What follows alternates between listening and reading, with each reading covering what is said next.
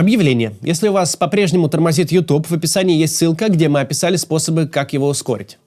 И еще, если вы в январе будете в Израиле, то 7 числа в Тель-Авиве состоится спектакль «Жила-была Россия» и встреча со мной. Билеты тоже в описании. Начнем. У нас сегодня третий ролик про катастрофу Embraer 190 в Актау по следам самых последних новостей. Потому что к сегодняшнему дню стало окончательно ясно, что в своих выводах в самом начале мы не ошиблись.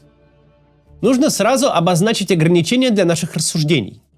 Однозначно, что-то можно будет утверждать лишь тогда, когда мы получим расшифровку бортовых самописцев, параметрического, фиксирующего параметры полета, и речевого, из которого станет ясна обстановка в кабине, какие решения принимал экипаж. Все выводы мы сможем делать, опираясь исключительно на визуальные наблюдения за траекторией полета и свидетельства выживших. Единственное, что можно сказать с полной уверенностью, исходя из поведения Владимира Путина, своим звонком с извинениями президенту Азербайджана Ильхаму Алиеву, он в полной мере подтвердил версию с ошибкой ПВО. Он не сказал, конечно, «мы сбили», но слова «трагический инцидент» и «атака боевых беспилотных летательных аппаратов» достаточно красноречивы. Тем временем, уже сегодня утром Алиев в полной мере подтвердил поражение самолета силами ПВО и, что особенно показательно в данной ситуации, указал своим российским визави на вранье. Одним из моментов, который нас огорчил и удивил, сказал Алиев, было то, что российские официальные структуры выдвинули версии о взрыве какого-то газового баллона. То есть это открыто показывало, что российская сторона хочет замять вопрос. И это, конечно, никому не делает чести.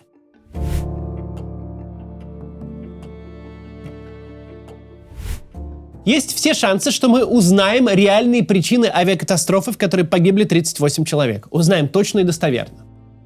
Во-первых, самолет азербайджанский. Он принадлежит стране, с которой Путин не хочет ссориться.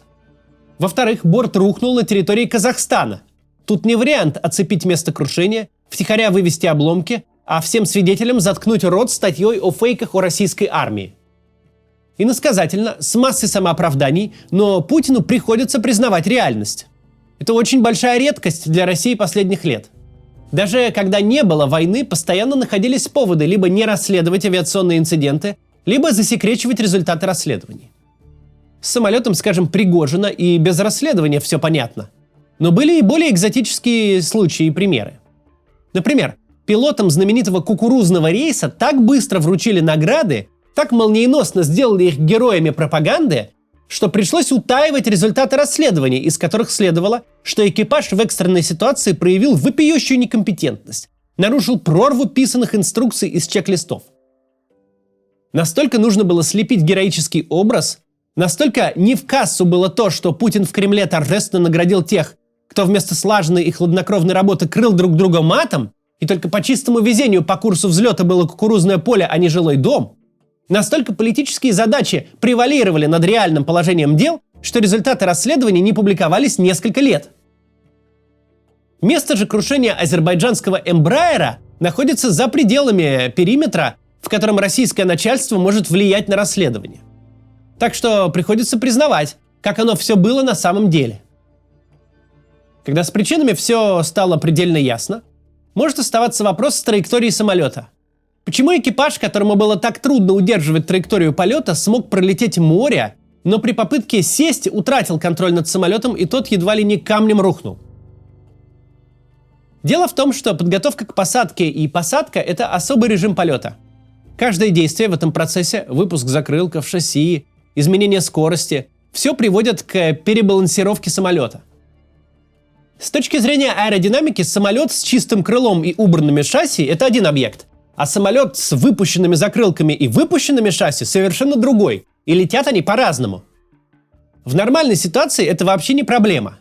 В нормальной ситуации любые изменения конфигурации воздушного судна могут быть компенсированы двумя путями – перекладкой стабилизатора и воздействием на органы управления. Но в ситуации с Эмбраером все иначе.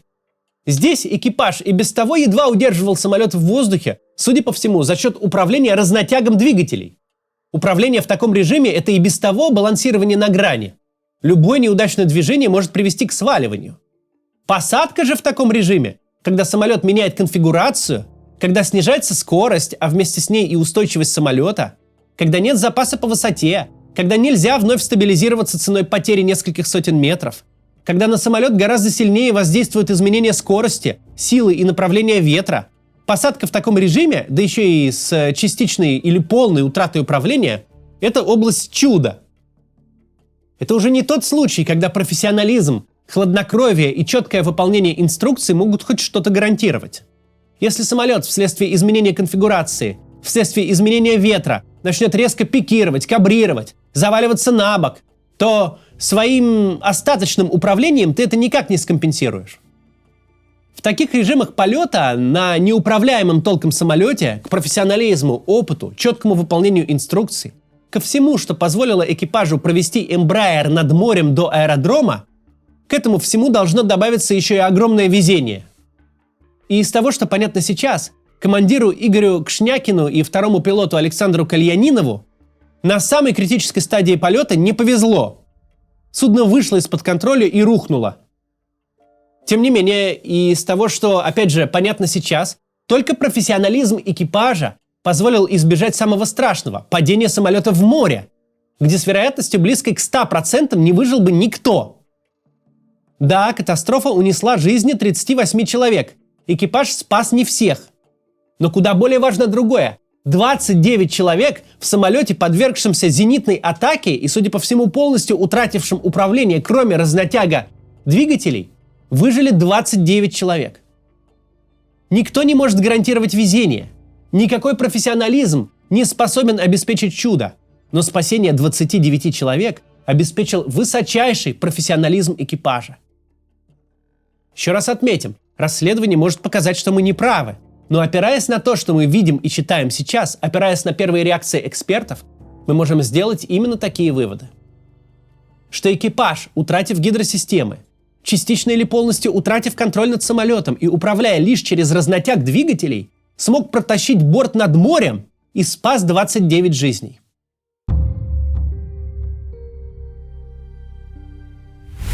Пока все выглядит так, что перед нами столкновение двух миров.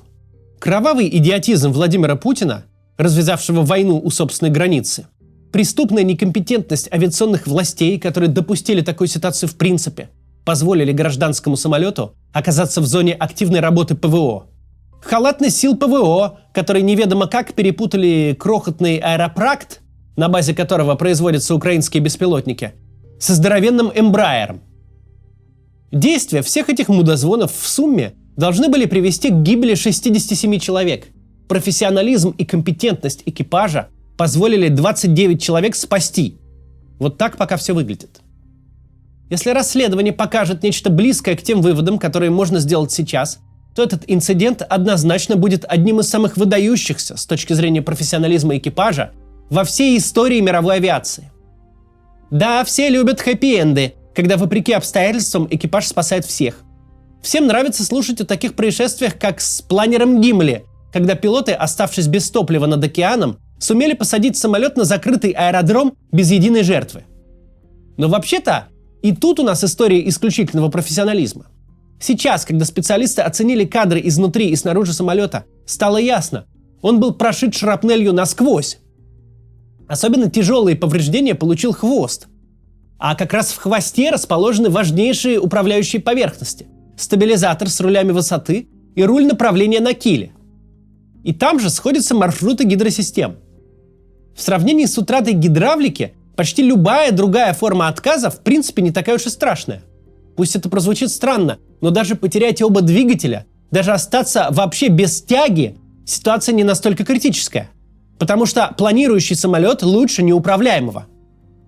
Даже разрушение двигателя, чьи обломки пробили фюзеляж, со взрывной разгерметизацией и попаданием в сложное пространственное положение, как это было у рейса 1380 авиакомпании Southwest Airlines в 2018 году, это все равно лучше, чем утрата контроля. У самолета может оторвать здоровенный кусок фюзеляжа. Одного из пилотов через выбитое стекло кабины может вытянуть наружу, может заклинить шасси. Что угодно лучше, чем отсутствие реакции на штурвал и педали. Пока самолет управляем, он может лететь, даже если разваливается. Но в ситуации, в которую попал экипаж командира Кшнякина, может сработать только связка высшего профессионализма с невероятной удачей. И это очень важный момент во всем произошедшем.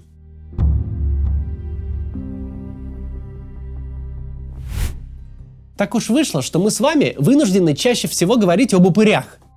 Упыри эти нарочно совершают преступные действия, ведущие к смертям огромного количества людей. Наши стандартные персонажи – это Путин и его омерзительное окружение. Совет Безопасности, на котором клейма негде ставить.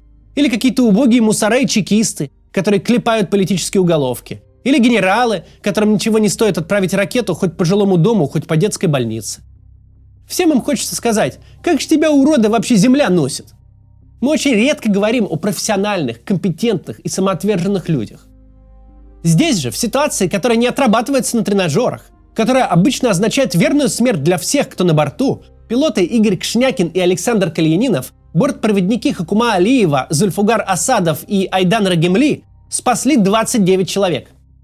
Нет никакой вины экипажа в том, что 38 пассажиров погибли. Их угробил Путин, которому очень нравится его военный движняк. Их убила глупость и некомпетентность российских властей, желание российского государства жить в военное время, как будто нигде ничего не случилось. Поэтому совершенно справедливо, указывая на виновников трагедии, мы сегодня отдаем должное тем, кто смог снизить ее тяжесть, кто спас жизни людей. И из того, что мы знаем, заслуга тут принадлежит именно этим 5 экипажу Embraer 190 азербайджанских авиалиний. Пилоты Игорь Кшнякин и Александр Кальянинов и бортпроводница Хакума Алиева в авиакатастрофе погибли. До завтра.